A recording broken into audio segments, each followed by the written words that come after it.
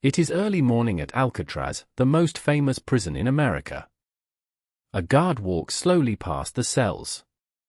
Inside, 3 men are sleeping in their beds. Everything looks normal. But something is wrong. The guard calls out, and no one moves. He reaches into one cell and touches a head. And the head rolls onto the floor. It is not real. The beds are empty. 3 inmates are gone. They have escaped from an island that no one escapes from. And by the end of this story, more than 60 years later, you will learn that no one has ever found them. Alcatraz sits on a cold, rocky island in San Francisco Bay. All around it, the water is freezing, and the currents are dangerous. For 30 years, people believed that escape from this place was impossible. One of the prisoners was named Frank Morris. He was very intelligent, with a mind in the top 2% of people. He had spent much of his life in prison, and he arrived at Alcatraz in 1960.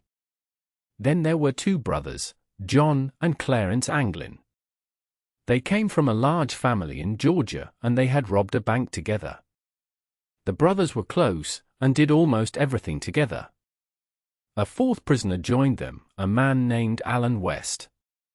Together, these 4 men began to plan one of the most famous escapes in history. The plan began with a small hole. Under the sink in each cell, there was a narrow air vent, part of the prison's ventilation system. Behind that vent was a hidden passage. Night after night, the men dug around the vents. They used sharpened spoons from the dining hall, and a small drill they had built from a stolen vacuum cleaner motor. Morris played his accordion to hide the noise. To hide the holes, they made fake walls from cardboard, painted to look just like the real concrete. In the dark, no one noticed anything. One by one, they climbed through the vents into the corridor behind their cells. Above them, on top of the cell block, they built a secret workshop in the shadows. There, they made dummy heads to trick the guards.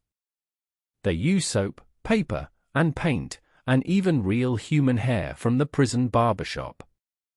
In a dark cell, the heads looked like sleeping men. They also built a raft and life vests, sewn together from more than 50 stolen raincoats.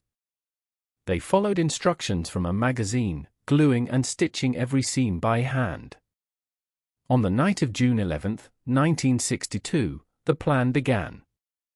The men placed the dummy heads in their beds, pulled up the blankets, and quietly slipped away.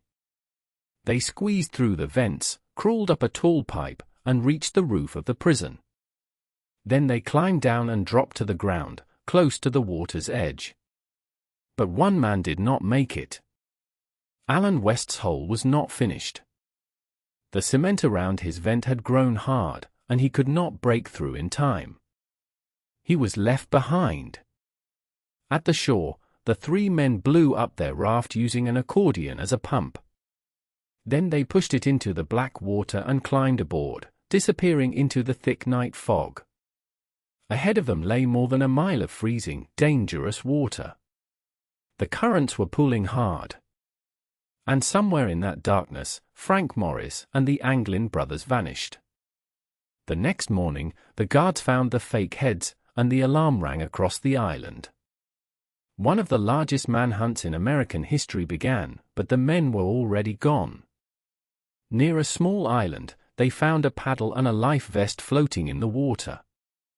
They also found a plastic bag with photographs and family addresses inside. But no bodies. Years passed with no answer. In 1979, after 17 years, the FBI closed the case. Their conclusion was that the 3 men had drowned in the cold bay that night. But the story did not end. The U.S. Marshals keep the case open to this day.